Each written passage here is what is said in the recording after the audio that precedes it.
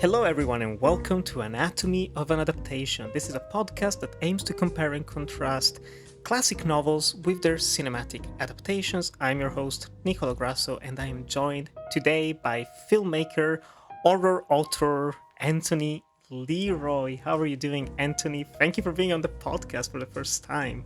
Thank you for inviting me. I'm really pumped to talk about all things The Thing. Yeah. Today we are doing a very special episode. It's by the time this episode comes out, it's October. It's Halloween season, so why not talk about one of the most beloved horror films, which is actually one of the most beloved remakes, also based on a very popular novella. So today we're talking about Who Goes There by John Campbell, the 1951 film The Thing from Another World, and the 1982 John Carpenter remake. I'm gonna hide this tape when I'm finished. If none of us make it, at least there'll be some kind of record. The storm's been hitting us hard now for 48 hours. We still have nothing to go on. One other thing. I think it rips through your clothes when it takes you over. Windows found some shredded long johns, but the name tag was missing. They could be anybody's.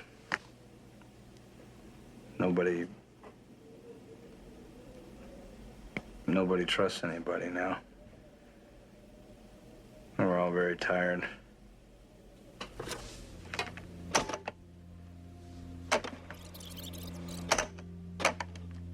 Nobody trusts anybody now.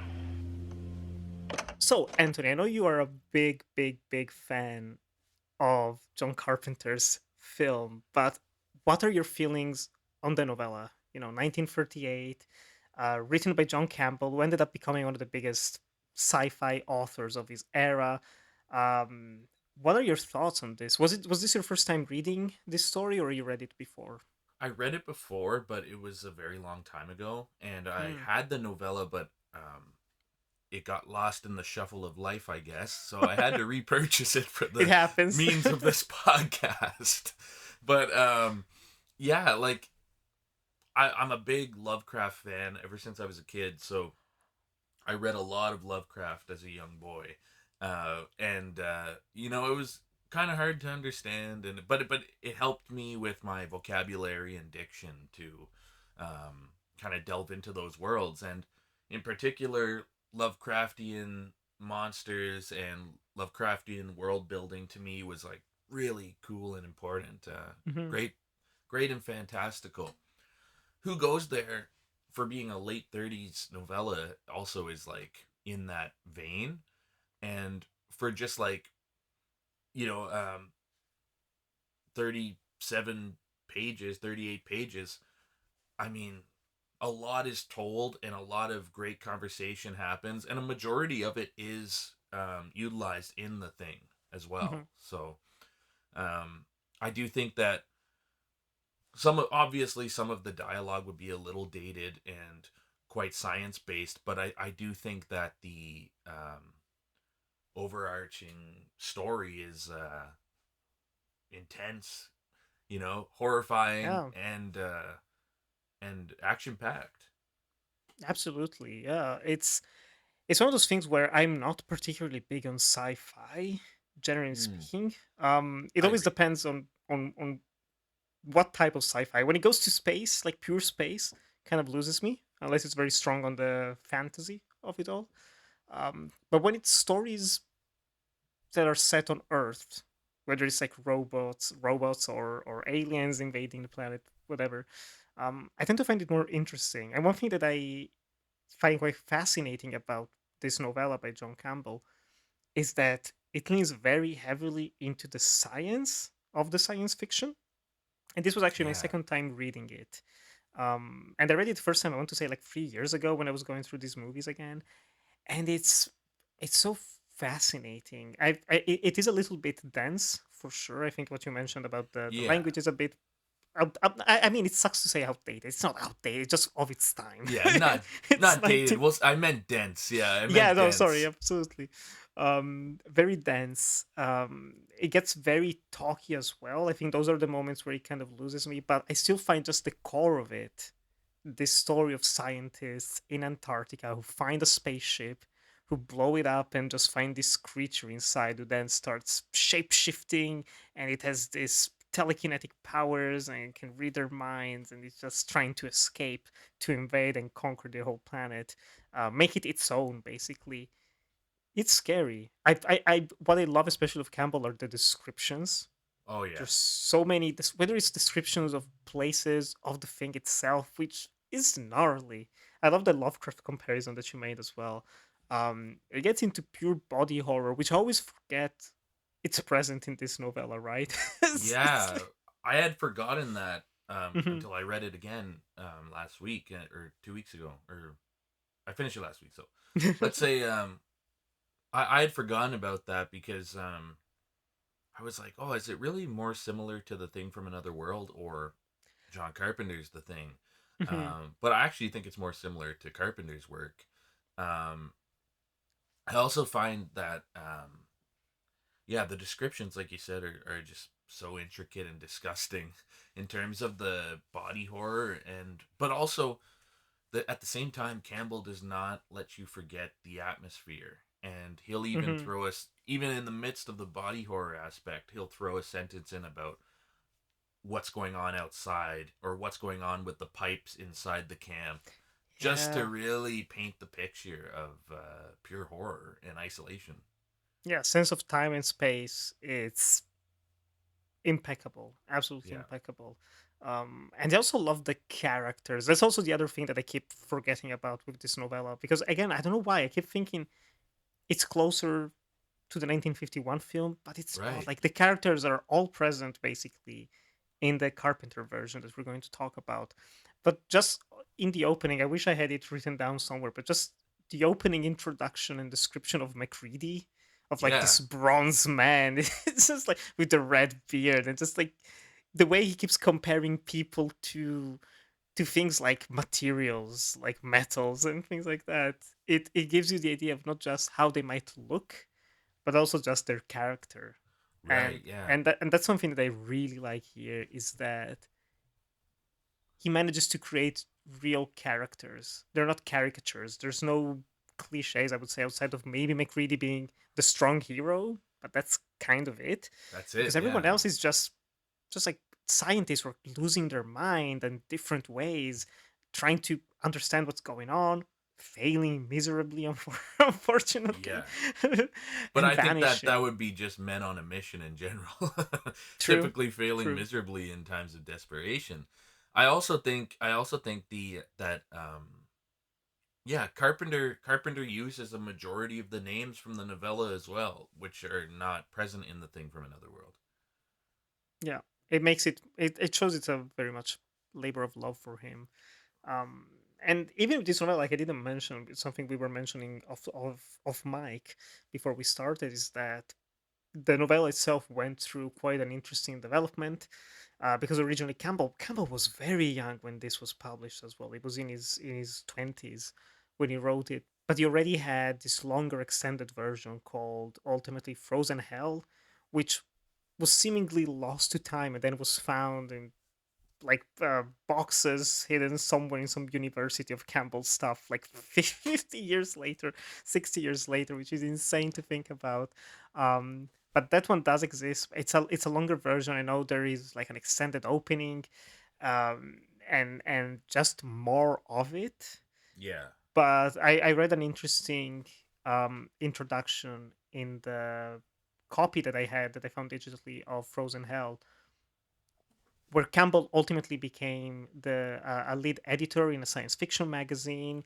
He ended Right. up becoming friends with people like Asimov and other writers Was of it sci-fi. astounding science fiction? Was that the one? Astounding science, yeah, yeah. That's the Right. one, astounding science fiction.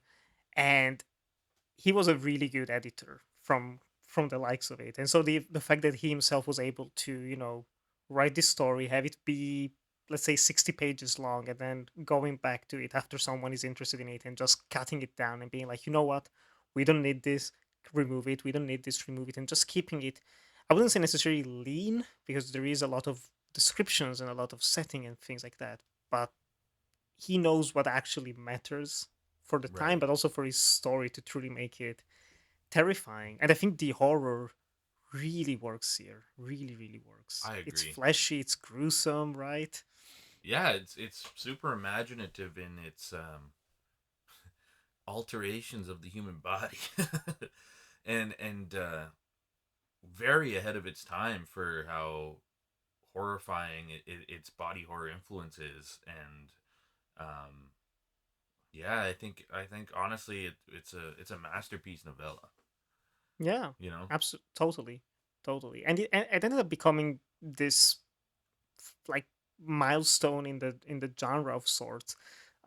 It became the story of man trapped in a place with a creature hunting them down. I mean, you could even compare it to Agatha Christie's And Then There Were None, in a way, which is like right, similarly slasher e vibes. Like, who's actually the person who's haunting us? right, Um, exactly. but very much in the realm of horror, of science fiction, not just mystery or thriller. And it's it's so crazy reading it, thinking of how much it has inspired like countless stories to come. But of course, we have multiple adaptations of this story, and the first one is 1951, produced by Howard Hawks. Some people say ghost directed also by him, but allegedly directed by Christian Nibi or Nibi, I guess. What are your thoughts on this film, Anthony? I do think it is a good movie. Okay. I do enjoy it. In particular, I think it has maybe the best fire stunt of all time. Yes. Yeah. Um, which is just insane. Like looking at even to this day is like, how did you do that?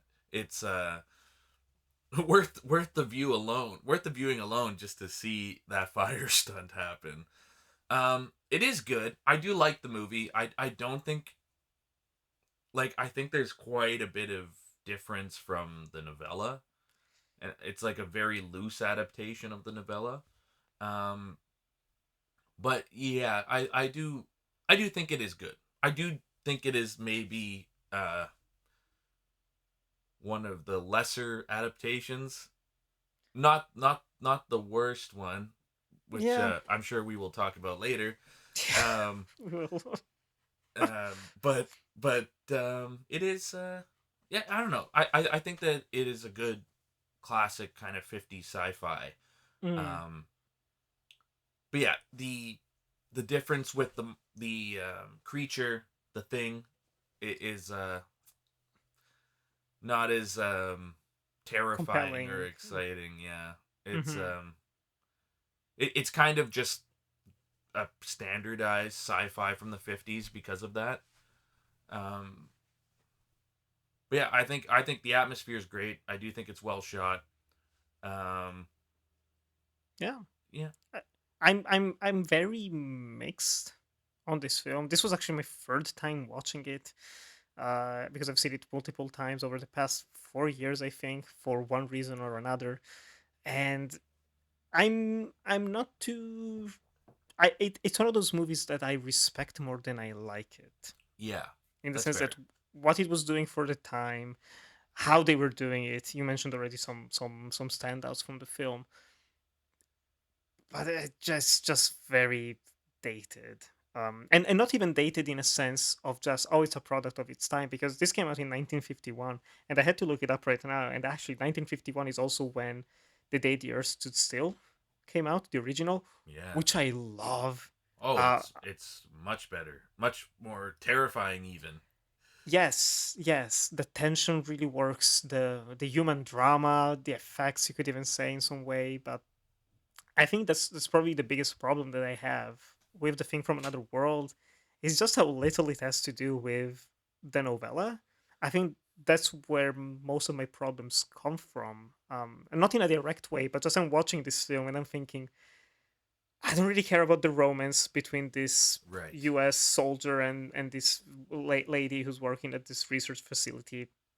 I don't care. It's like bog standard. Like, we need to have a romance in the film, so Yeah. let's just Yeah. shoehorn Exactly. it in. They literally go from we just met to we're getting married in the span of 80 minutes. Yes. Seriously. that ending to me is a bit of a head scratcher, but Gotta end on a positive note, it's yeah, like it is exactly. what it is. um all of the it's such a crowded cast, Yeah. but so crowded that it's hard to remember people outside of like the crazy scientist, the one who's like obsessed, like, no, this thing, we can understand, we have to protect it and study it.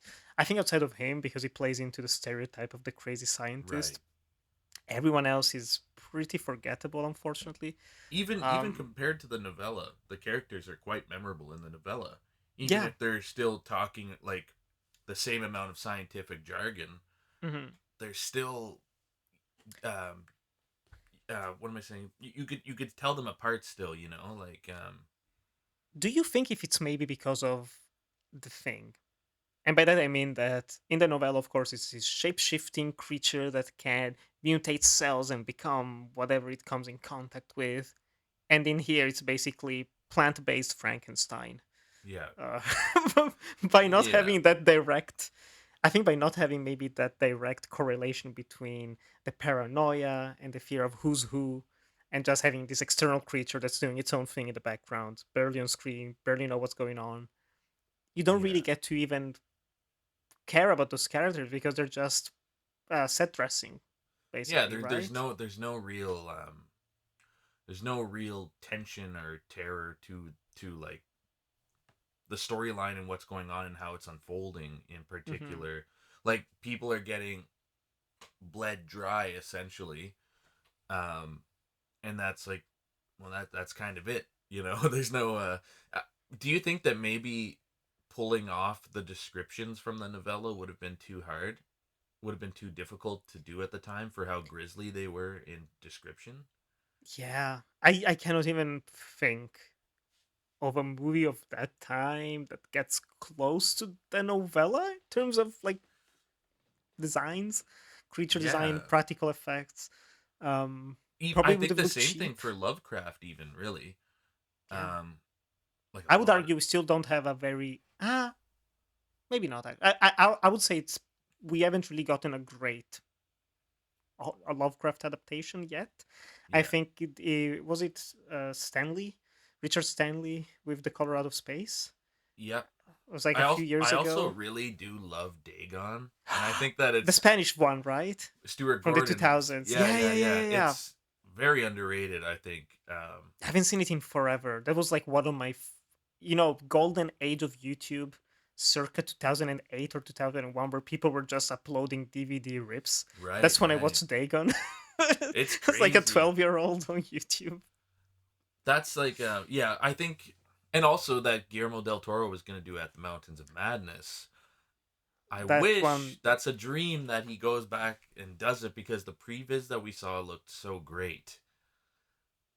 that was gonna be special. Yeah, That was really. really gonna be special. Um, but yeah, no, I don't think they could have pulled it off I don't think for so this either. novella. And there are like I don't even want to be too critical on my part because I think there are good moments. I think the part where they find the spaceship and they blow up the ice, I Yeah. think it's really well done. Yeah. Um, there's a couple of moments of horror as well that are pretty cool. I think when they discover the dead dog, Yeah. that's like hidden in the thing, and it just this wide shot of them opening the box and the dog just falling over.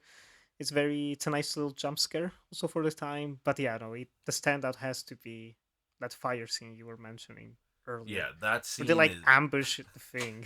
still to this day one of the most incredible pieces of fire stunt. I would actually even say it probably is the most incredible fire stunt I've ever seen. It's so long. It's like two shots that go on for 20 minutes, and it's like a dolly that's moving backwards, and they're throwing the fire, and the flame goes up. Just the hazard it must I have been know, like it's shooting on film at the time. nightmarish. It's I also find though didn't like with the plants doesn't There's a lot of like technical details that they go into with all of these. wasn't it like that the well, I think the way they handle the thing in the finale is pretty pretty tame, pretty not good. um It's rough. it's rough. And well, like I this time around, because I'd seen it very recently for another podcast talking about the thing. Um, I ended up watching it with John Carpenter's commentary track, which I didn't know was a thing.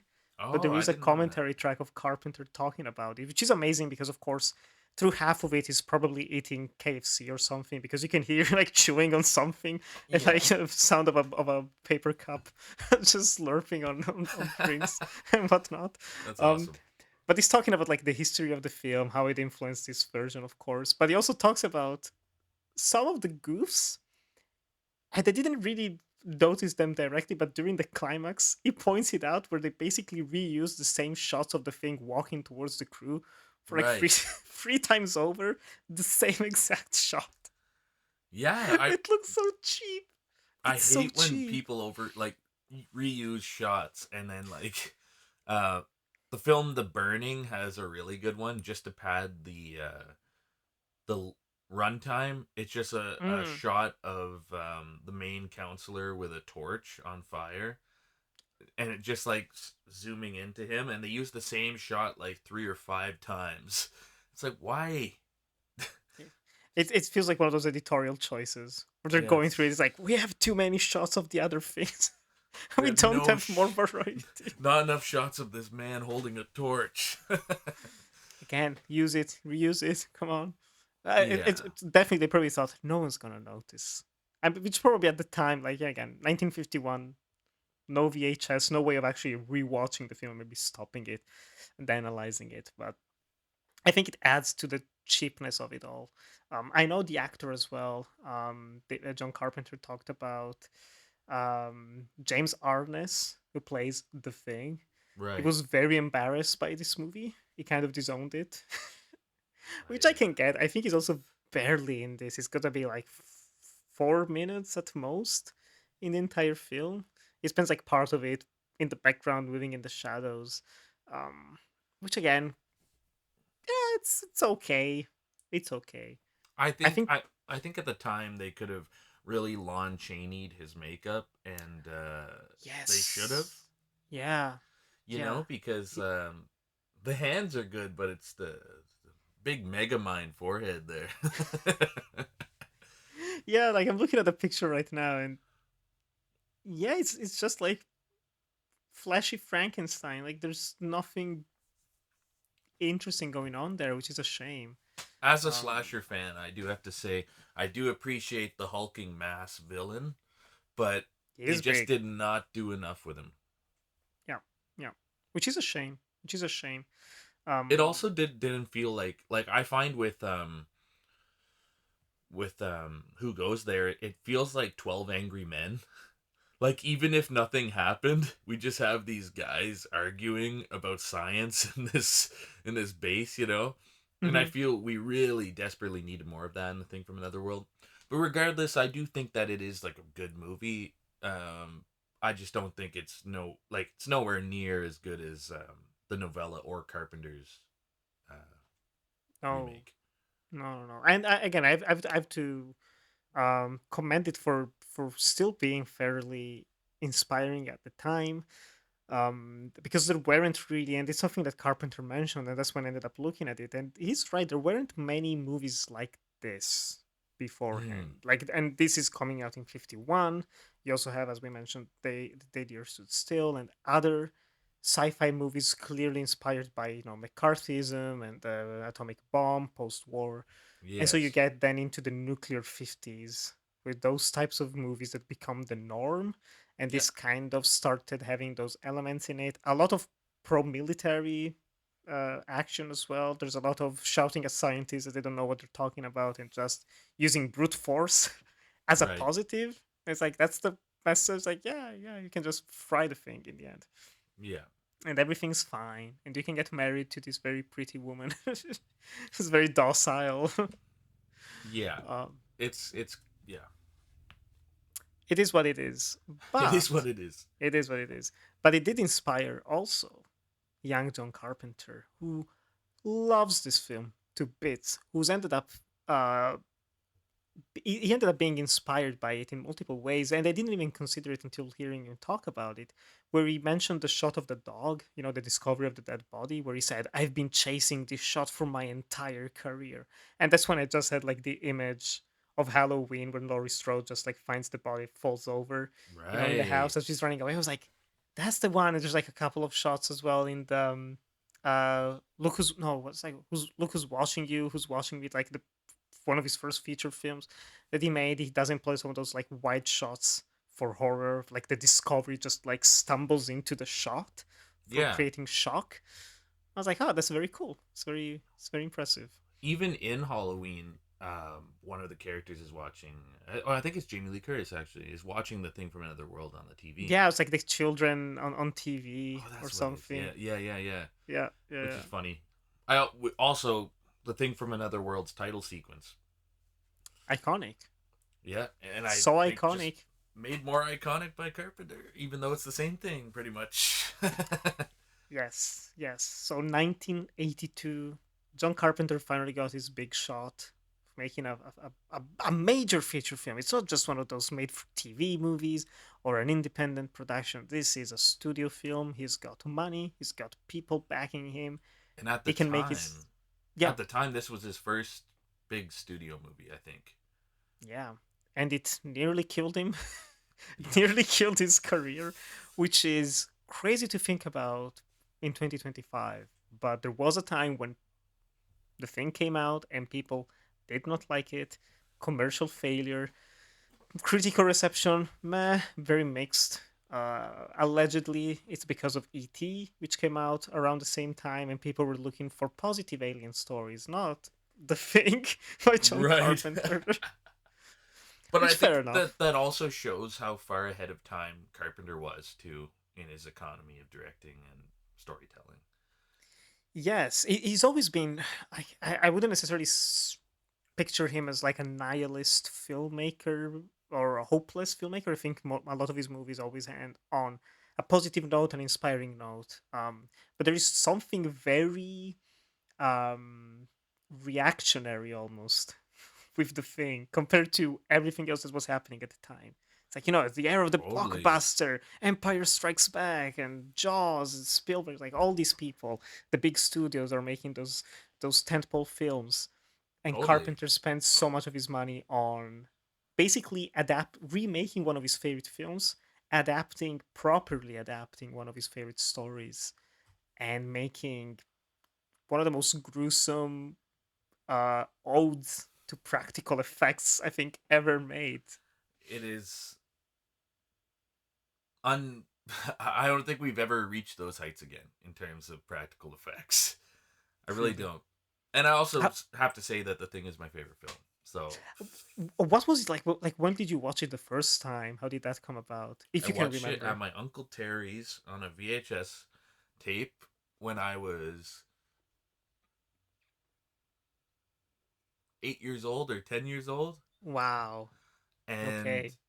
we loved it so much that like, it just blew my mind very young and for good reason. I mean, I probably shouldn't have been watching that there, but we even so much so that when I got home, my friends and I had a game of tag we called The Thing, and that was in the winter. We'd go into the backwoods, and one of us would be it, and you know we wouldn't know who it was, and then if they came up and tagged you, kind of like all around the world tag, if you didn't know who was it, Mm-hmm. that was just Ah, how that's much fun. we loved that. But yeah, I still think to this day that is the my favorite horror film. And With for good reason. Yeah, without a doubt, I would say it is my favorite horror Yeah, I also love this film. I've seen it I think only 6 times at this point. Uh, but the first time I watched it must have been 12 or 13 years ago. Um, because of just I was starting to go through. I was never big into horror as a kid, or rather, I was always it always had an alert to me. It was film. Right? always calling me. It's like, come watch those movies. But then I was too Yeah. scared to actually do it. Um, And then I slowly started building this resistance, let's say, to horror, watching some lighter ones, some vampire films because vampires are not too scary, and I then you love start vampire building it movies. up. I Yeah, do love I think they're vampire a movies. great gateway. Yeah. Some of them can be like you're not gonna start with like 30 Days of Night, No, maybe but some like of them can be good Fright Night. I gateways. think would be a great one, or The Lost Right. Boys. One of the first ones I watched was the remake of Let the Right One In. I Oh, remember, that's a good which one was too, just though. coming out It is a good 2011. remake. I mean, it's It was pretty much pretty the good. same, but it is good. I mean, the It's original's hard a to fault it, masterpiece. right? So It's I mean, like they did the same thing but in English. It's like, yeah, it's good. It's good. yeah, Matt Reeves. people hate Um, subtitles, man. they do, they I do. love subs.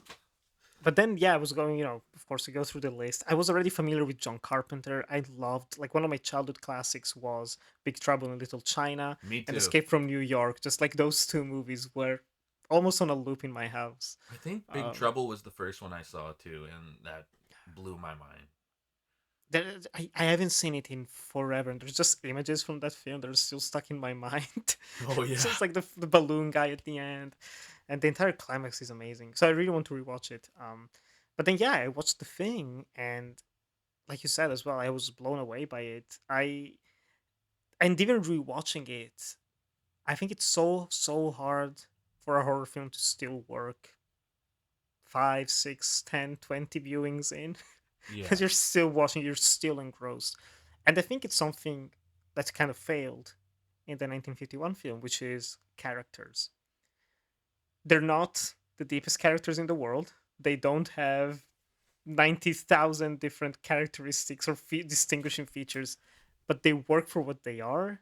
You remember those faces, you remember some of the names, and you care for them. How do you yeah. feel about that? Just like the I characters make this film in a way totally. work. I think that's one thing Carpenter always nails is character, and he doesn't give you more than he needs to in Hmm. terms of understanding the character and their development or their arc, but also um, he just writes the coolest. Not that he wrote this film, but he Sure. does make the coolest characters in his films. Like even Jack Burton for being such an idiot in Big Trouble in Little China is still so memorable and awesome, even though we really don't know that much about him. The You opening don't need shot of to. McCready with the chest, that's all you need to know. That's all you need to know about that character. One of the finest introductions, honestly, Totally.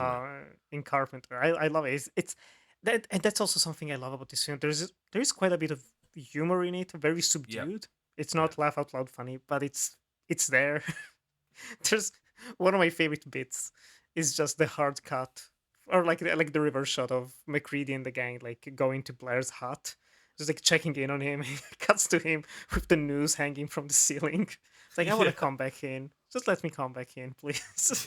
I don't want to be outside anymore. Yeah. Oh, it's great. Also, I mean, no, I don't know if this was meant as a joke, but I think the thing normalizes having a giant hat, and I think that we should bring giant hats back. Amen, amen. Just like and that's also the. I think that's what I like. One other thing I like about this version is that it kind of unites elements from the novella and also the 1951 film because, of course, Howard Hawks. Yep. Carpenter loves westerns. He loves Howard Hawks, and so there's the thing of like, yeah, like a giant 10-gallon hat, whatever it is that McCready wears. This cowboy hat. You have the chief of the research station who has this revolver, and Yep. in the opening scene it just goes like full into western mode. It's like, there's a Totally. shootout, let me just like break the window with the revolver and Yeah. start shooting from there. Yeah. He's a crack shot. That guy. One Oh shot, one god. headshot, Yeah. it's impressive. I um also got to mention Keith David, just incredible supporting actor in Carpenter films, and One of his first performances, if I I remember think it correctly, is right? his first. I think it is his first, which is just What a way to insane. start. Yeah, yeah, really. Like, and Wilford Brimley, we got to mention. Um, he nails the character of the insane scientist.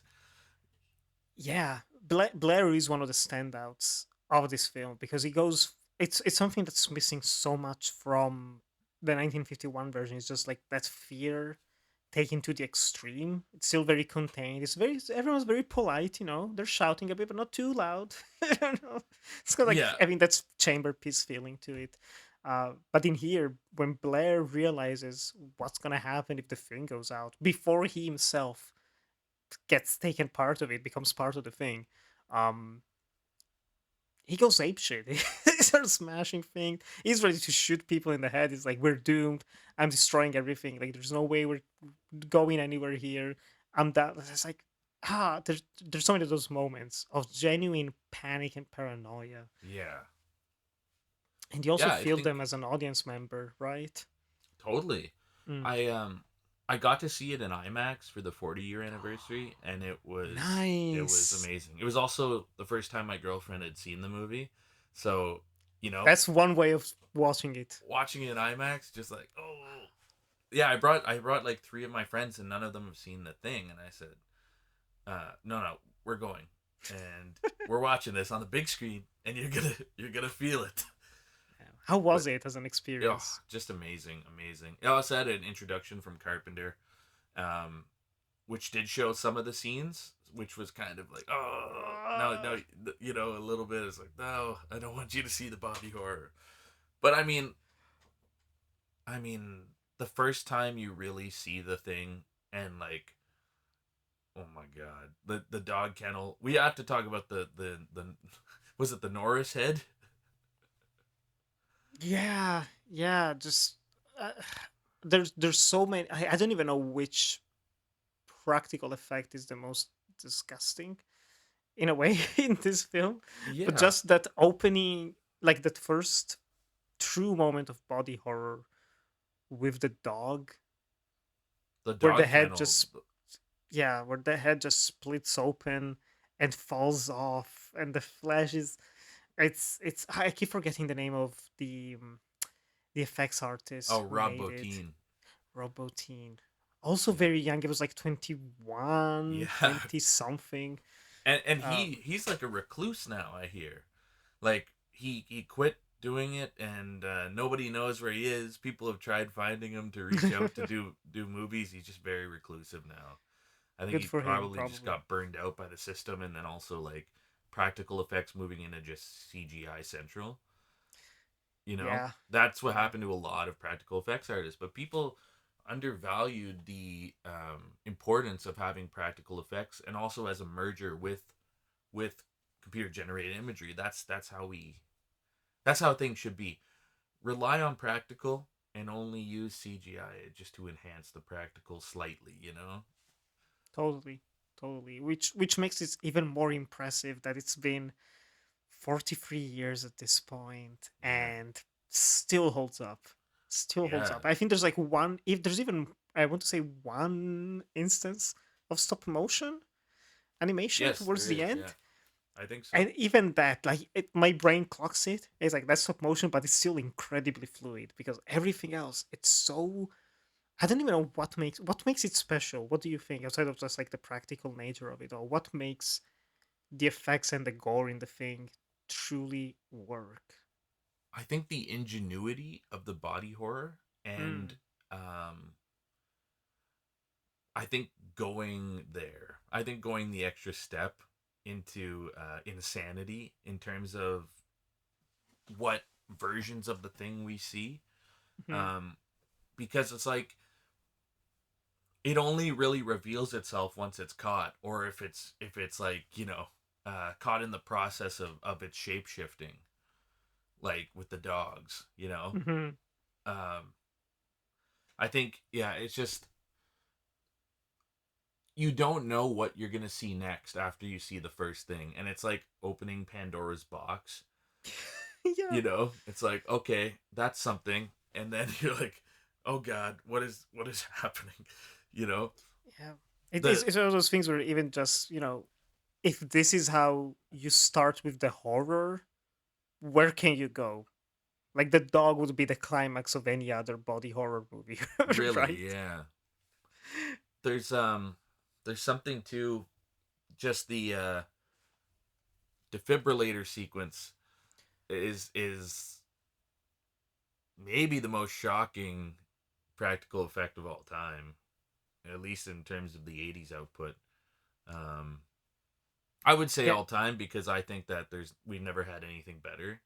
I would agree. I would agree. That Yeah. whole entire sequence with the Norris head and the comedy of that final reveal is like so good. Maybe the again, like, yeah, the dark comedy of it all. That shot of the close up of McCready's face and out of focus this little head, spider head, just like walking. That no one's gonna notice. No one's gonna notice. It's Exactly. fine. It's fine. Yeah. It's and that's also something that I really always forget about for some reason with Carpenter, but he knows how to set things up really well. Yeah. Because I think with Norris, I always remember, oh, it's the chest opening, but there's build up to it. There's There like is, two yeah. scenes earlier, you see Norris like looking outside of a window and just getting some cramps, and that's it. Then McCready comes in and there's the scuffle and thing, and then it falls over, and then they're like, oh, there's no pulse. You're not really thinking about the thing at that point. You think it's probably just Exactly. sick. Too much pressure, he's up there in age. He's very tired. He's very stressed. So But when you you actually will get that, never know that defibrillator seed's coming. You never oh, will never think of the outcome of that. yeah, you keep getting those close-ups of like someone grabbing a bisturi, a scalpel from the table. It's like, oh, there's gonna be a fight, something's gonna go on. So you're not thinking about horror happening. You're not thinking about a No. chest opening in half and eating someone's hands. It's it's amazing. It's so creative and genius and unlike anything else, still to this day. And that's probably what I think anyone who wants to make either another thing in the future. I think we'll talk about it. I'm very curious about the potential future of this franchise. I don't want to use the That word makes me like sick. That makes me sick. this story, this novella, who goes there being readapted into the future. We'll talk about that. I'm very curious about your thoughts as well. But I think that's what really works about this film when comparing it also to the novella is that, as we were talking about earlier, like it is an alien thing that you cannot really picture and describe and make sense of. And there's Mhm. so many parts in here where you see it just evolving and you can't make sense of it. It's like genuinely alien. And so Yeah. many other movies, of course, like the 51 film doesn't even try, but so many other Right. movies try to have those alien creatures, right? And they're still very humanoid and they're still very, okay, like you can recognize maybe there's a mouth and the eyes and then the ears and nose and whatnot. So to actually have those designs feel incomprehensible, truly like the cosmic horror of Lovecraft in a way, makes it terrifying. Like it still fucks me up when there's a dog thing at the end. It's just like you're seeing the eyes popping up around its mouth. It's like, where's there multiple Yeah. eyes? There shouldn't be eyes there. What's going on? It's Yeah, it's nasty. just so insane. Like, I don't know. There's just also I would also have to say that has one of the greatest endings of all time. How do you see the ending? Because I know there's it's one of those legendary at this point. Like, oh, it's an open ending, ambiguous. Is McReady the thing? Is Childs the thing? Are neither of them the thing? How do you feel about it? Do you care even about that possible answer? I'm curious. There's so many theories and versions of how the ending could play out or would play Hmm. out, or who is the thing. Is there a thing? Did they eliminate it all? Is one of them still it? Does it even know it's the thing? That's like, I think that's what makes the film so strong to keep coming back to it, is the idea that we're still thinking about what happens. And you can come up with your own theory, but every theory could be like a pin in a balloon, you know? It's just Yeah, like could be I one or I, the other. I Could be thought, all yeah. of them, none of them. I think about it, but I don't know. I think our theories would shift over time as well, right? Yeah, Even with I Carpenter saying, "Hey, there," very recently he said there's a little detail, very small detail people are not paying attention to, Oh, and okay. instead of because I've heard it all, the he puts the gasoline in the liquor bottle and then he hands that to Childs and Childs drinks it, and then he's like, that's why Kurt Russell's laughing because he's the thing. Maybe he's maybe he's laughing because McCready's the thing and he has his final prey or something. I don't know. I Could don't. be. Yeah. I don't want it to ever be answered. I think films that are ambiguous should remain that way. I don't think we should ever know, ever know. I completely agree. And it goes beyond just like what's the truth for me. I just love the feeling that it gives me. Like you get to those final moments, and it's not scary, it's not disturbing, it's not funny. It's just almost melancholic in a way. Like these are just whether both man or both alien or whatever, just two beings, just like Right. basically waiting out a slow death, and there's nothing else to do except being with each other. Especially with a movie that's so much about paranoia, mistrusting other people, to have the ending be, you know what? We're just sharing a moment. We're Yeah. just drinking a little bit, just sharing a moment, and it's fine. Even if And neither of them yeah, are the thing, it's such a great simplistic finale after the hell they just came from. And maybe even if freezing to death wasn't isn't that bad of an idea after all. comparing it to everything else that That's happened, what I mean. it's like, oh, and with a buddy next to you, keeping you company. Yeah, why Why not? not? Ennio Um, Morricone's score too. which is again very interesting behind the scenes is that there's very little of his score in the end. But if you Um, listen to the soundtrack, there's so much music, and a lot of it was used in The Hateful Eight, yeah, yeah, which yeah, is also very much like The Thing. yeah, yeah, yeah. There's straight up like I had the flashback because I hadn't seen this in a couple of years, 2 3 years, and I think there is like one line that's almost beat for beat something that Kurt Russell says in the Eightful Eight. He's like, "Somebody here is not who they say they are," or something like that. Right. Um, but I, I have to say, I'm a big Morricone fan. Me too. Favorite composer together with Angelo Badalamenti. I really, really respect Carpenter for not using the full score Yeah. because there's so many instances here where it could have been, those bombastic moments of like strings and the horror is like, oh my god, it's happening. But the images and the sound design alone do so much of the heavy lifting that you don't need anything more to enhance the terror of it, right? Yeah. Um, even I, that main theme, just like the doom doom so doom simple. doom. Like Jaws, just like very Yeah, simplistic. But it sets the tone for that dread just creeping in right away. creeping, which is again something that Campbell does really well. Is just the slow build up, like those 4 chapters, 5 chapters before the horror actually begins. And I Mm. think, despite having more action heavy, relatively action heavy opening, but Carpenter even goes for that slow burn at first. It takes like Yeah. 30 40 minutes before proper horror happens after going to the Norwegians camp and seeing what happened beforehand, something to comfort them as well. It's it's it's very disturbing, or not even disturbing, just unnerving.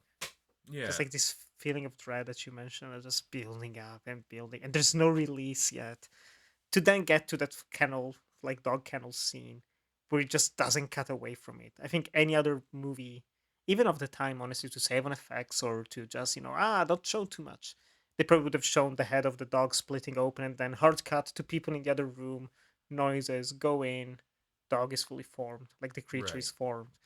But instead, no, he lingers on the horror, he lingers on the flesh and the bodies, and just masterful. Yeah, completely. It's funny too that well, not funny. I do think that he after the thing just kind of started to fall out of love. That was like that poor reception was the trajectory that put him in this mindset of hating Hollywood and filmmaking, um, which is unfortunate. But Yeah. I wouldn't want Carpenter go out with The Ward as his last film. Oh, yeah, yeah. I To be honest, I would have been fine with Ghosts of Mars. I actually like Ghosts of Mars. I I think it's like it pretty too. fun. I It's like pretty it too, fun. man. I got it on Blue. I really like that movie. Hey, it's silly. It's silly, but yeah, like even now, I'm looking. Before this, he made Escape from New York, which was a cult classic for Yeah, good reason. After this, he did make Christine and Starman, which I also love. I love all of yeah, I love all of those movies too. Christine I especially is just oh man. To be honest, I love. I want to say I love over half of his filmography, or maybe half actually, half of his filmography of Carpenter. And I think just this run is insane. Like Escape from New York, The Thing, Christine, Starman, Big Trouble in Little China, Prince of Darkness, They Live. Then you get to Memoirs of an Invisible Man, which is I don't But I don't really like that one. I'm in the not a Chevy mouth of Chase guy. madness, in the mouth of madness, In oh the Mouth of man, Madness, even Village of the Damned, I enjoy I it. like it. I prefer the original, but I enjoy it. I actually love John Carpenter's Vampires. I think that is such a disgusting, ugly movie. It's just like I need to rewatch it. It's it's very mean spirited, it's right? so That's something that it mean. threw me threw me off guard. Yeah, it's a very savage movie. Um, and also I do like Escape from LA as well. I'm not a big fan of surfing there, but other than that, I I, do I, like that movie. Maybe even Escape from yeah, LA. I need to not look at it as a John Carpenter film and look at it as like a Robert Rodriguez film. right, If I yeah, look yeah, at it yeah. like that, I'm like, he directed a sequel to Escape from LA, from New York, and it makes sense. And it makes sense. There's Steve Buscemi. There's yeah, it Totally. tracks. It tracks. I do think that behind the thing, I think personally my second favorite would be Prince of Darkness. Um, W- which ties into your love for VHS aesthetics as well, right? Yeah, the analog nightmare. So creepy. Terrifying, And creepy. and also like it's pretty similar. I mean it is like the third part of the Apocalypse trilogy of Hmm. Carpenter's work. Um but I think between like They Live and is it They Live or is it In the Mouth of Madness? I was seeing the Mouth of Madness Yeah, it's actually In the of the Mouth of Apocalypse Madness. Yeah. trilogy. Yeah. But I think In the Mouth of Madness is the maximalist version of the Apocalypse Hmm. films. And I do think that Prince of Darkness is very similar to The Thing, with the scientists coming together and being confined to one location while something, the end of the world's happening, And they're essentially. getting contaminated with each other, and there's the Yeah, outside threat as well. Alice Cooper, and all those right. things. Um, Great film. I No, for listeners, yeah. I highly recommend if you haven't watched Prince of Darkness, run, run to watch it. I Um, also think that even though I um do love the ending to the thing to no end, but I think that Prince of Darkness may have my favorite Carpenter like ending and finale.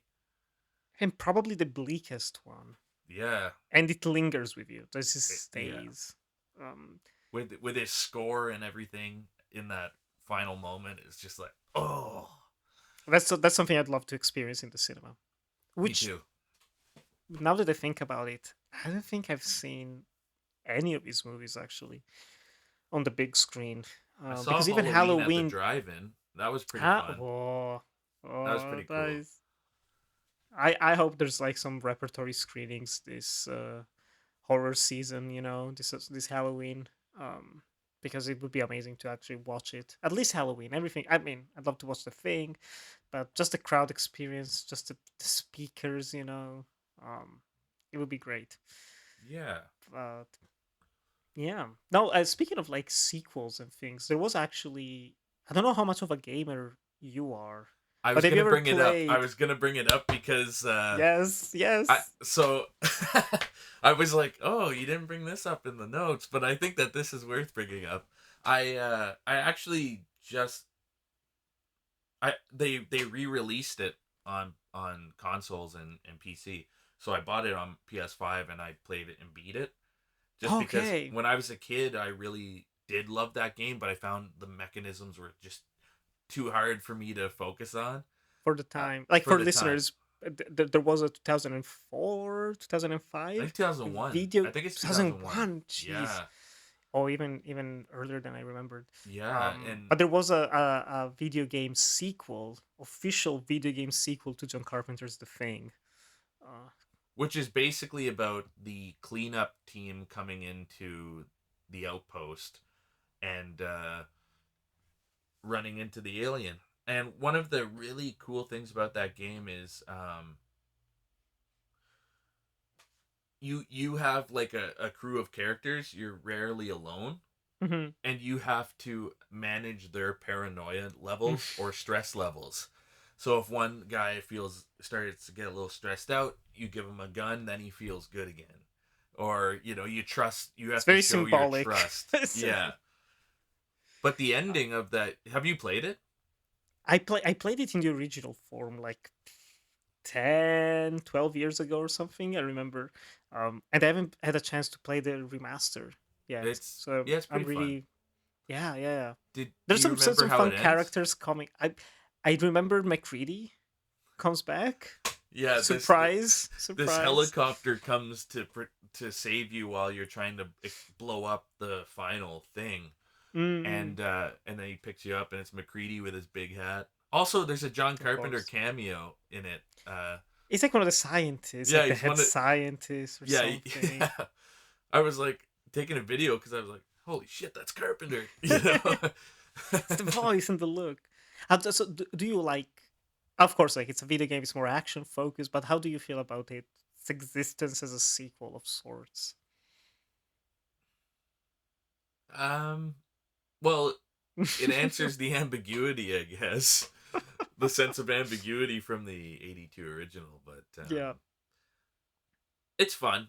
You know, I'm not like I don't know if I'd call it canon, but I do think that it's fun. Like it's I nice had a that it good time playing it. exists. Yeah, yeah, and there are some really fun creatures in it and stuff like that.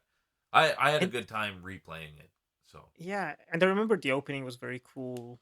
Remind me if I'm wrong, where it's you're basically going through the actual camp from the film, yeah, just like after the destruction of everything, trying to find the spaceship that Blair was constructing and that's all right. those things. It's a lot of nice little attention to detail that they preserved um, before going into their own story, which is fine. But something that is maybe less fine was a prequel sequel 2011 that came out, also called The Thing, because we need more confusion when talking about movies. Directed by Matthijs van Heiningen. Apologies if I butchered it. Dutch director.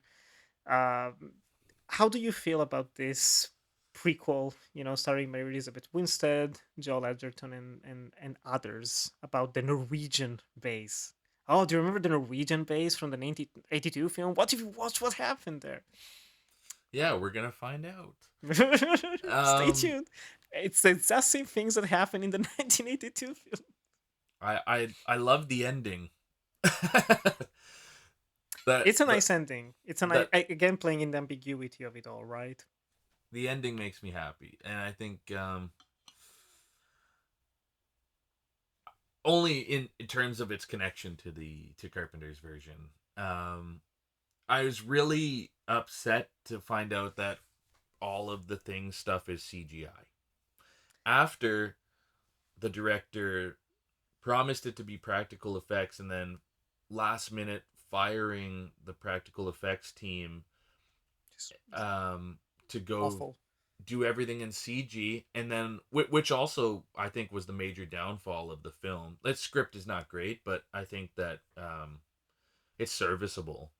Yeah, But I think it's the thing. If you're not doing practical effects, uh,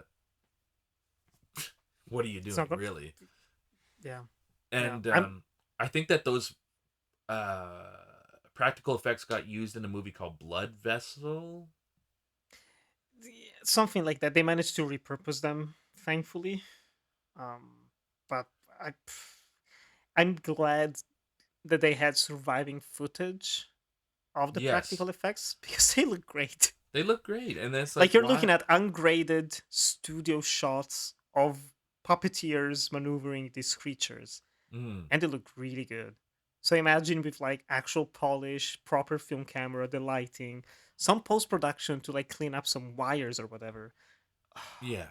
It could have It, been something. Um, um. instead, instead it's become a bit of a joke.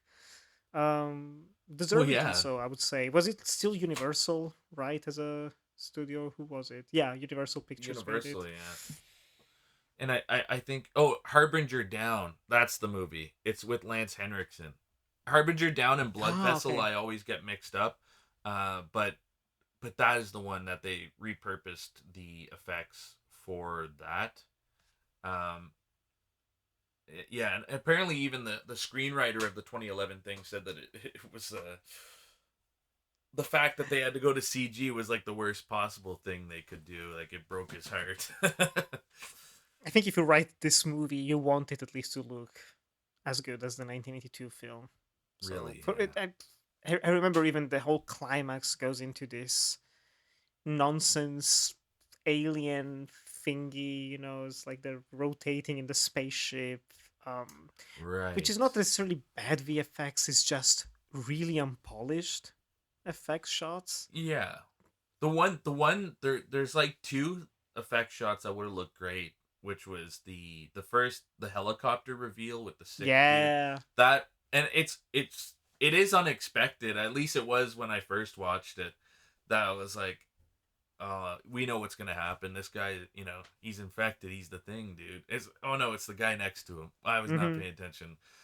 The guy was actually sick, you know.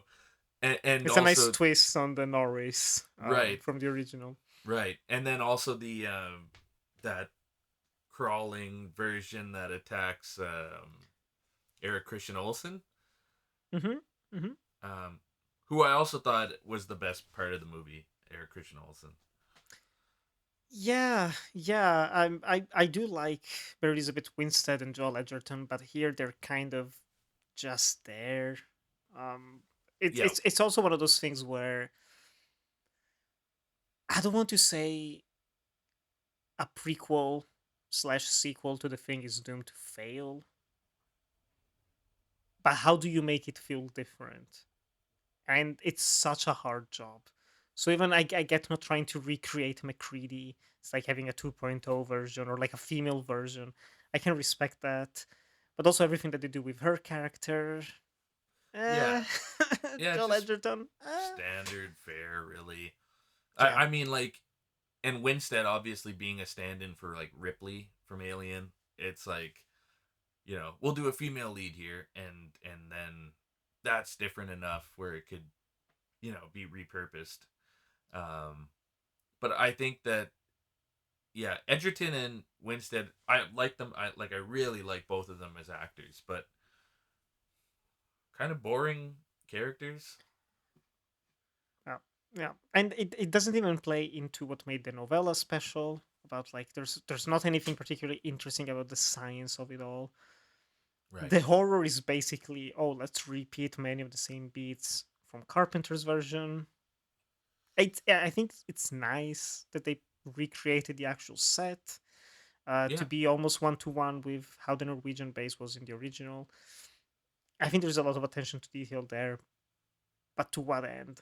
Kind You're of. you're more so just waiting for the ending, just to see how you can connect the threads, and which I do think that they do very well.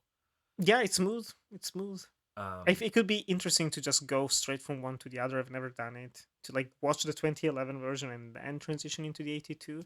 yeah, But then that's also what makes everything about the Norwegian base special is that you don't know what happened there. There is a lot of that's environmental yeah, storytelling. Not just like that's what here's I things in mean. the background. There's like Yeah, a hole in the wall. What was it? Who knows? And then you're watching the 2011. It's like yeah, you need to have the hole in the wall. You need to have the guy slitting his wrist, the two-headed figure. Just it's like the ticking a destruction box. of the ambiguity. Yeah, it's that's all the movie serves as. hmm I don't particularly like it. I do think that it was like a sort of worthless adaptation, but it is what it is. I mean, there are some good things about it. Yeah, it's not completely throwaway, but like if I were rating it, I don't do ratings anymore. But if I were, it's probably like a 2.5, leaning on 3. Like it is a watchable film. It's not miserable. Yeah, I think But I'd be a 2.5 on it. hmm, Maybe it's even a like two middle of if the I was in road. the right mood. Maybe The a three right if I bad was in the mood. right mood too. Yeah, um, it's just one of those middle of the road things, but ultimately, in comparison to the masterpiece, The Thing, and the novella, yeah, pales, yeah, pales in comparison. majorly. But I Um, do prefer The Thing from Another World over yeah. 2011's version. Maybe Uh, even just for the fire stunt. I don't know. fair, fair. Yeah, yeah, I yeah. would I would have to go back and look at The Thing from 2011 to really be like Assess it and The Thing look from at. Another World and then The Thing from 2011. That's a double feature. You just go like Oh one from god. the other. Yeah, yeah. Just you can see the evolution of cinema in 60 years. How much has Yeah. changed, pacing wise, even. Oh my god, yeah. That's a jump. That's a I jump. I do think I got to read Frozen Hell. I'm very interested in that. Could be interesting. I wanted to read it in preparation for this, but then I thought, you're reading the novella, the original one. I'm gonna reread it, and then I felt a bit burnt out by it.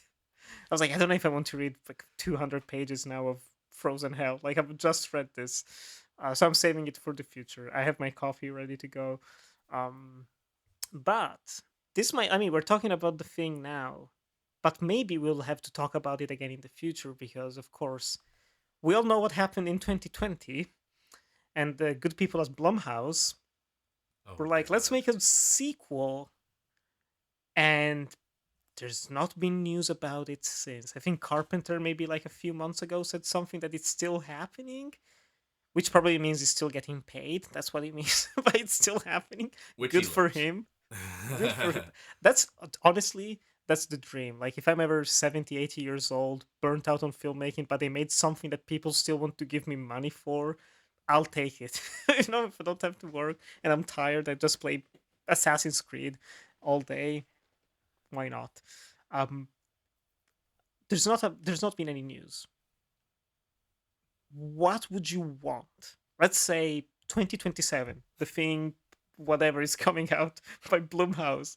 What's the best case scenario? Like, what are you hoping for? Are you hoping it for it to be closer to the novella, closer to the 50s? Like, how do you even picture it? Because I genuinely am at a loss. I was thinking about it coming in to this conversation. I don't know. The only thing I can imagine is something worse than the 2011. Really, yeah. It would make probably the 2011 film look like a masterpiece. If I Yeah. see Bloomhouse on it, I stay away. I'm Mm, scared. I'm scared. I hope nothing happens. That would be my hope that nothing happens with it. Frozen hell, just like staying there, Oh God, not please, yeah, moving keep it forward. in the frozen hell. Um, I also had heard one time that Dwayne the Rock Johnson was gonna be taking on a remake of No. Big Trouble in Little China as Jack Oh Burton. gosh, you're right. Oh, I forgot about that. That's a No, nightmarish thing in itself. I mean, he that already ruined Jumanji. Ooh, what that else? I can picture it though. It's like one of those, yeah. Yeah, Set it in the jungle. He loves the jungle set. He has it yeah, ready in a backlot somewhere. yeah. Just It's crazy. no, no, no, And then no. Kevin Hart would be playing the character of Dennis Dunn. Oh, That's the worst oh, nightmare I could think of. yeah. Jack Black would be Lopan. Right. Which I can also see, like all of this, it's stuff of nightmares, which I can picture. It I can really picture. is. No, we I need. just want Carpenter to make one more movie. The- I know he made. Oh, I don't The remember the streamer. There was the like a. Scream one, the There was like a. suburban screams. That's what it is, That's I the think. one. That's the one. Yeah, something like that. Something about like suburban. It's like an anthology. I think he He directed just it. directed it from a monitor. He said. So I thought him joining from Zoom and just like directing people from remotely. It's like yeah, do the thing, do the thing. Okay. Um, which What again, it's about Carpenter's musical career that he's taken on in lieu of directing? I love it for him. I Me not too. not not so much that he's just embrace the musical side of things. I love that he's collaborating with his son. Who's I've great. Yes, yes. I think one of the things I hate the most about the David Gordon Green Halloween trilogy Oh God. is how little they use the new themes. Yeah. There's Eh, one theme, I don't remember the exact name, where it's like the shape chases. I don't remember the daughter's name, like the granddaughter's name of the film, but like I don't either. Allison, maybe something like that. It's like there's one track that's 40 seconds long and it's amazing. It's like, the new stinger, it's the new Right. theme, and they use it maybe twice in the entire trilogy, which sucks a little bit. Um, but no, I think their collaborations are great. Even just the standalone things they're doing. Have you ever been able to actually go to a concert of theirs? Wish. That I would be really cool. wish. Yeah. Um. If they ever come to Europe, I'm going. Doesn't matter where it is. I'm flying there. Just to... Yeah. I would have to take a chance next time for sure.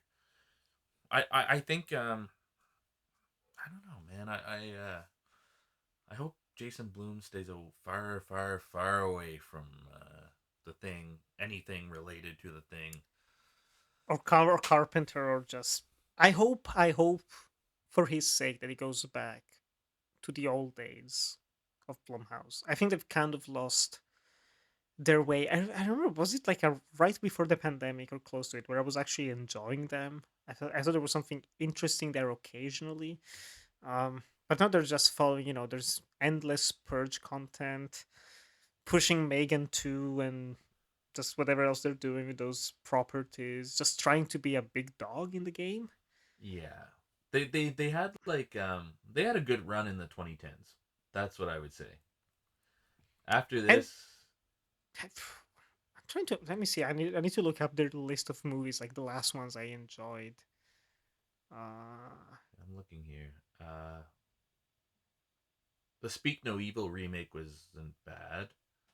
I enjoyed it. I enjoyed it. Yeah. Yeah, but I Um, do prefer the horribly dark originals finale. That's insane. oh my. Okay, no, it's actually a pretty rough selection of movies for the past few years I was looking at. I thought it would have been better. Which is one that I actually quite enjoyed? Uh, Insidious, The Red Door, like I the haven't even Patrick watched it. Wilson. I haven't watched it. I have a soft spot for Insidious. That, like, going back to what I was saying earlier, that was one of the first horror films I watched. Oh So yeah. both Insidious one and Conjuring, I think the Evil Dead remake and Conjuring were the first ever horror films I saw in the cinema in 2013. So they have a special place in my heart. But I thought the Conjuring, sorry, the Insidious 5, whatever it is, directed by Patrick Wilson, is actually pretty good. It makes it like a nice little family drama. The horror is pretty good, but just like I thought the story was compelling. So I hope Blumhouse goes more in that direction of giving people the chance to make movies no one else would. Something that they Right. were doing, like you said, in the 2010s, rather than, again, The Thing 2 or whatever it will be. Hopefully, it won't be anything. I hope it won't be. They did a good. Oh, I actually really loved Sick from John Hyams, the pandemic slasher. That was nice. You're right. I Yeah, yeah, really yeah. enjoyed that one, but That one has a nice twist to it. Like, not twist, but like reveals halfway through. I always like when a movie does that, where yeah, it just takes a sharp turn. Um, and like it's uh, by the time this episode comes out, probably Black Phone 2 has been released as well. I thought the first one was okay. I thought it was um okay. I think so that it potential. looks. I like that they're gonna go a little like Freddy Krueger esque with it. Um, so it Yeah, seems. I might watch that. I will not be watching Five Nights at Freddy's 2. I'm sorry, that's not happening. um but anyway. What do you think's Carpenter's worst movie? Oh, The Ward. The I Ward. Yeah, really didn't like The Ward. I've only I seen it agree. once though, because otherwise, in probably a second place in worse, it would be probably Memoirs of an Invisible Man. Yeah, But that's just I because I could don't agree like with that. Chevy Chase. I'm not a Yeah, Chevy Chase guy, I so don't blame you. it's Have you and seen his first short from '69, Captain Voyeur? I think it was Years shot ago, I on don't 8 millimeter remember. as well.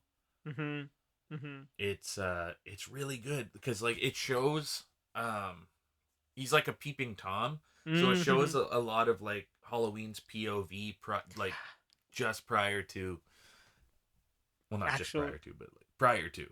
to Halloween, yeah, yeah. Yeah. I'm kind of sad in a way that he has only been seen in the mainstream as just like the horror guy, similar to Stephen King, I would say, because I also really like his more grounded-ish projects. I enjoyed his Elvis movie. I Yeah, thought it was Elvis is actually great. Kurt Russell Assault there on is Precinct 13 is great. That's a classic, masterpiece. classic. And Starman makes me cry so Oh much. yeah, I It's know. so I feel the emotional. same. I feel It's the so same. emotional. So it's I'm glad that he's getting his flowers now. He has. Funnily enough, he's getting more flowers since he hasn't been working.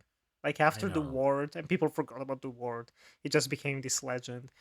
That new generations of filmmakers like you and I, we come of age of actually making films inspired by the ones we watched in our childhood and Right. teenagehood. Um, so I think it's nice that now that he's, I don't even know how old he is. Oh, I want to look it up, and it's gonna make me. Sad. It's like 77. He's getting there. He's He's getting up getting there. there. He's getting up there. I think Um, he's I love that meme with the Back to the Future thing about the thing. It's like John Carpenter after releasing the thing in 1982. I guess you guys aren't ready for that yet, but your kids are gonna love it. and here we are. We're the kids. Yeah. We're the kids. But do you have any final thoughts about who goes there and just this journey of adaptations? Um, Very interesting journey. Um, I don't. that's For me, it's John Campbell's book novella Mhm. and Carpenter's The Thing, and that's it. In my They're the mind, only ones, yeah. that's yeah, The Thing from Another World and 2011's sequel, requel, prequel. They're Nonsense, yeah. I don't need them to enjoy, you know, The OG, the only OG. OG. Yeah, the only OG, really. Yeah. That's what happens when you make a masterpiece, I guess. But yeah, it's interesting. It's an interesting journey. I think that a lot, like some of those similar like 50s sci-fi horrors that got like The Blob or The Thing. Yeah. The 80s remakes are the best, literally the best. The Fly is another one, That's just what I like all mean. of They have The those. Fly, exactly. And I'm a major lover of Chuck Russell's The Blob. What an It's amazing movie! gnarly, It is crazy. gnarly. And they Jeez. all three of those movies are body horror sci-fi movies that were 50s movies that got remade for the 80s and just maximized the practical effects. And I think that The Thing kicked all of that off, right? Yeah, yeah. And for good reason, it's still hailed as maybe the best of them. Yeah. Stands the test of time. It is a very faithful, well, not one to one faithful, of course, but it captures the spirit of Campbell's novella. And it brings the horror that they envisioned, this alien, unidentifiable horror, to life, which remains to me the greatest accomplishment of that film. That it Yeah. still feels gross, it feels wrong. It was it's like this shouldn't work like that. This is not how Absolutely. bodies move, you know.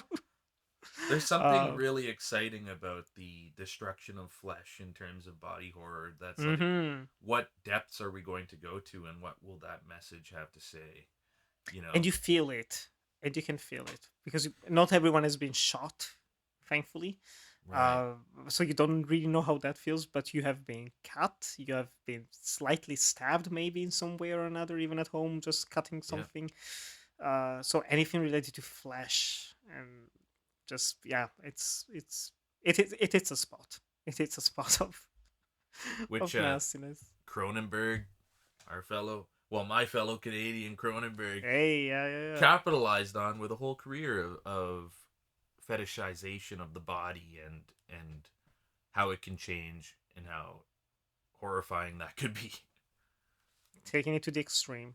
Taking it to the extreme. Yeah. Um, Before we close off this episode, do you have a favorite quote from the novella, a favorite passage that you have written down? Or I have something that okay, but give me 1 second. I want to grab my novella. go for it. I Go should for have it. grabbed it. 1 sec. There it is. Okay. There it is. Do you have one? You want to start with yours while I Oh, try and okay. Yeah, find my mine? quote. Yeah.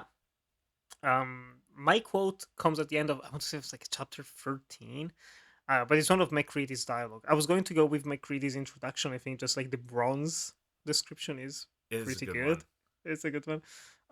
But this passage goes, "We haven't got enough grief here already. Somebody's tried to help us out. Kinner has a knife in his throat, which was why he stopped singing, probably. We've got monsters, madmen, and murderers. Any more M's you can think of, Caldwell? If there are, we'll probably have 'em before long." There's just something about this. It's one of those great ways of closing off a chapter.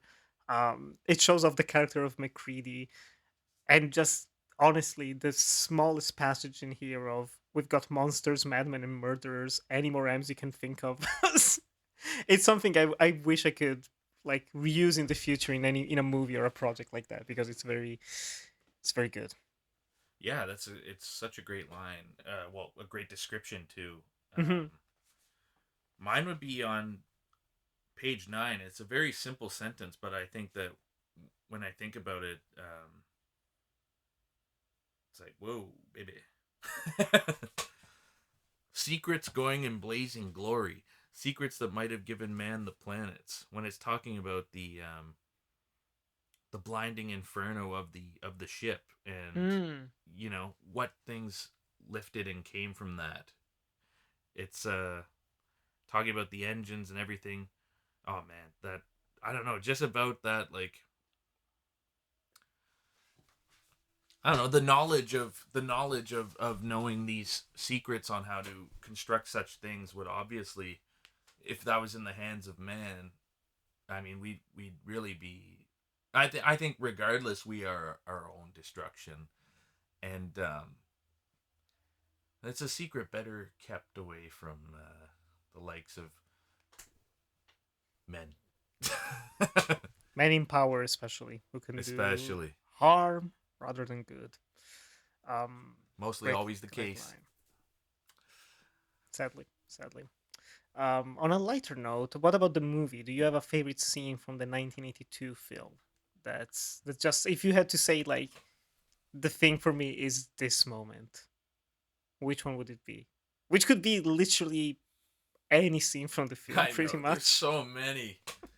I want to say the ending. I want to say McCready's introduction, the dog, like the kennel. Um, but I think time and time again it is that chesty fib Norris head moment. The blood test is also another great moment, which That's is just mine. That's my yeah, favorite. Just the again how Carpenter subverts expectations. He breaks the rhythm of horror as well. I think that's something that, I mean, we were talking about Blumhouse.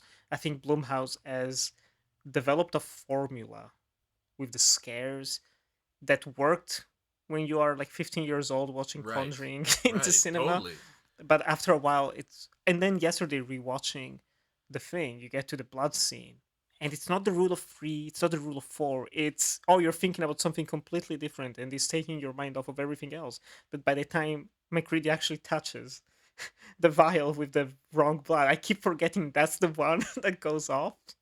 And it's an effective jump scare, but a jump scare that instantly follows horror. It's not just cheap, it's not just for the sake of Yes, it, it's those cheap actually, jump oh my god, scares. Oh, threat, danger, violence, fear. Oh my god, the creature is jumping. And I love Windows. Windows just Windows is completely awesome. scared Yeah, shitless. He's like, burn it, and he's just petrified. Where you want to shout at him, like, do something. But also, I mean, it's easy as an audience member to maybe shout at him, do something. But if you were in that same situation, witnessing firsthand, like your friend becoming this creature, just jumping up and down, and then his head splitting open. You don't have nerves of steel, bronze steel, that McCready has. Right, precisely. I think yeah, I don't even know. I also just really love the characters, and I think the way that they are dispatched in throughout the runtime is also like pretty unpredictable. Hmm. So that keeps things like super fresh and like exciting, you know. Yeah, I think for I don't know, I'd probably go Norris Head. You know, It's amazing. it really is hard to choose though. I mean, the whole movie throughout is delightful. There's not a bad scene in the film. Um, yeah. And a lot of good flamethrower scenes. Probably the Oh most yeah. flamethrower shots ever. Maybe before Ballerina came out, but still way better than Ballerina. Yeah. Yeah. The flamethrower is insane. Also, the unreliability of the flamethrower is such a great uh, means of tension throughout Hmm. the film, in particular with the blood test scene. Yeah. Um, Where it's just like jammed or something. It's like yeah, the flame's not going out. Um, which they also mentioned in Who Goes There. Uh, that was another great line about the blue white lizard tongue or something like that. was the end of the flamethrower. Yeah, that's Campbell had a way with words. Have you read absolutely. anything else from him actually? No, I Because this is the haven't. only work. I need to catch up. I know there's a lot of other short stories that he wrote, alien invasions and whatnot over the 40s and 50s. So I Yeah, need to read I more would from him. I really want to as well. Yeah, just magnificent writing. Truly, truly. And on this note, it is the end of this episode. Thank you so much for joining me, Anthony. This was a blast. Where can our listeners find you online and find your work, your glorious VHS horror short films? I got my I got There's my the little camp. VHS, bud. After pod, I'm gonna transfer the footage from last night. Heck yeah, amazing. um, you can find me on Instagram or Letterboxd or Twitter or whatever under Daddy Deathbone, all one word.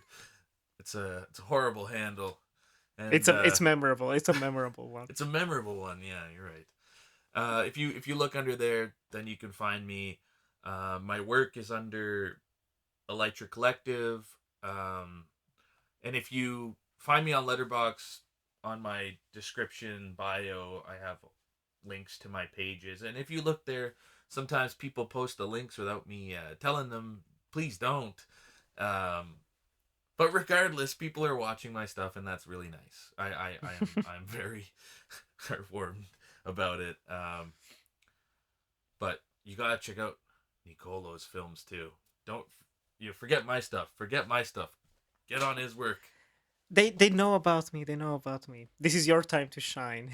But of course, all of those links, not the short film links, but at least the letterbox and the letter collective links will be in the show notes of this episode for easy access. Um, you can follow my work on Instagram, Letterbox, Blue Sky at NikiGran97. My short films are under Enjoy the Movies. And of course, you can follow this podcast on Instagram at Anatomy of Adaptation Pod. Stay tuned because in 2 weeks' time, we are going to finish our Halloween horror month long retrospective talking about Takashi Miike's Audition and the original novel by Haruki Murakami. So stay tuned for that. We hope you have a lovely, lovely Halloween, and we'll see you soon. Goodbye.